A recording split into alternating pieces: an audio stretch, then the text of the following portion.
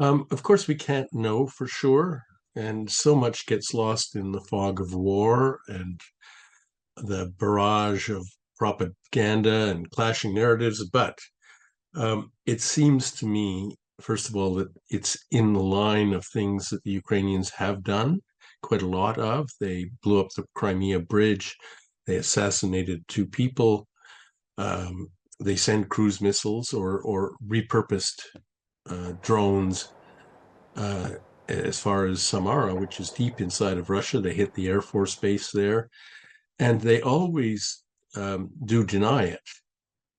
I mean, when at least when they're facing to the west, they don't exactly say no, although they did in this case. They usually just say, "Well, who knows? Somebody did it." But so they leave an air of mystery about it, and I think that's not to antagonize their Western sponsors.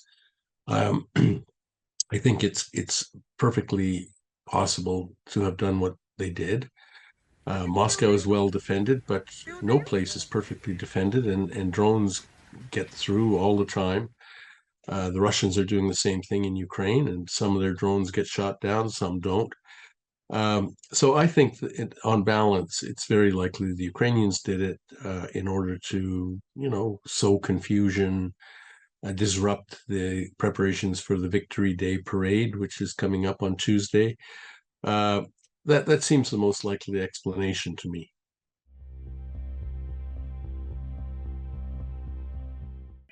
Yes, I think that's true. They claim that they disabled these drones before they hit, and indeed they didn't hit with an explosive punch.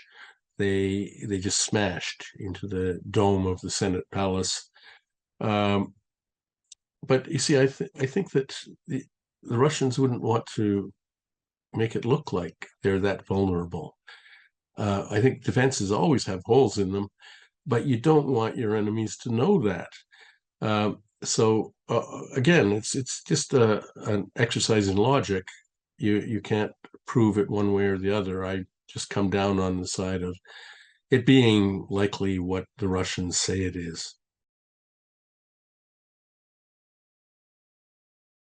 I don't really see how.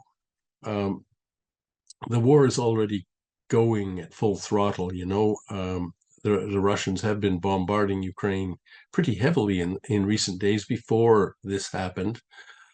I'm not actually sure what more they would do. The only thing that comes to mind is that they might go after the president of Ukraine personally, target him. That would be extremely unwise.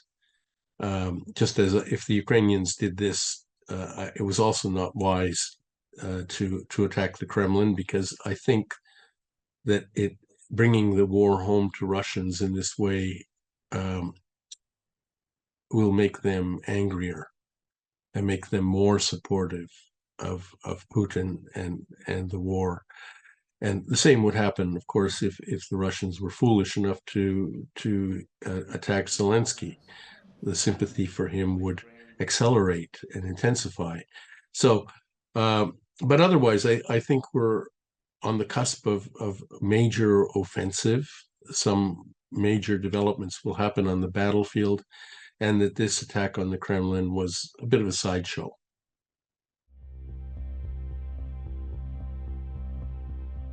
Well, I think what you have to look at is that it basically says that the Russian attitude to this war is not changing.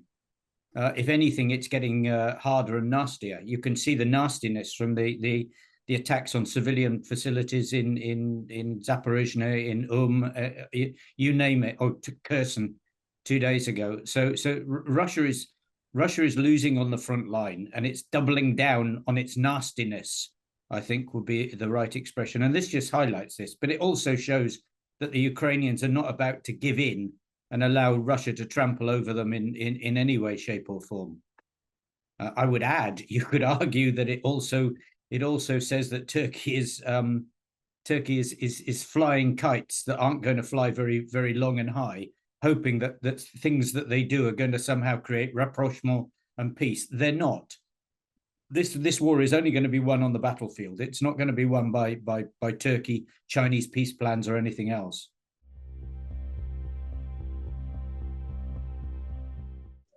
Well, I mean, the first thing is it wasn't a drone attack. I mean, you've only got to look at it to see that. I mean, when you look at the devastation around, Zaporozhye or anywhere, all these pictures, you see how much damage explosives do. This was a firework, basically, and a false flag operation, and it's a false flag operation because Putin's in trouble. And he knows he's in trouble, so he's got to do something. I mean, you'll remember his false flag operations before Chechnya, and they're just trying to do things. I think the secondary level of this is trying also to create something in the West to frighten people, so that they push other countries push Ukraine into peace, into a peace negotiations, but that isn't going to happen, because any analyst with half a brain is going to look at that attack and just say, well, this is nonsense. So nobody's going to be fooled by the Russian games.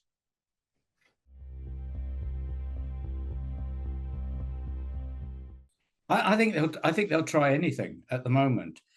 I mean, they're trying to pull Washington into this. I mean, notice they didn't try to pull Washington into this on the first day.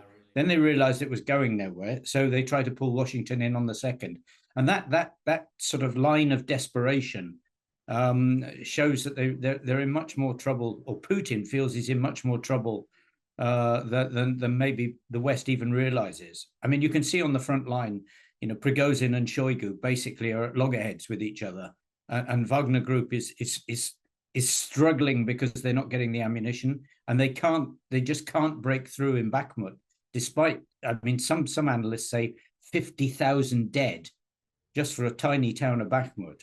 So if you can't actually break through with 50,000 soldiers, then you're not going to break through anywhere. And I think they're beginning to understand this. What will they do? Well, Russia will probably try another false flag operation, because they won't get the mobilization people they need, or the enthusiasm from the Russian public, unless the Russian public believes that Putin's under pressure, he's going to be killed, or Russia is going to be destroyed, all this sort of thing. So I sense another false flag operation coming, which may be a bit worse or a bit better quality than the last one.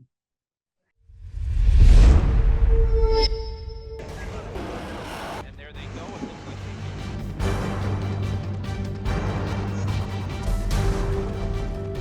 The US and Russia are dangerously close to an armed conflict.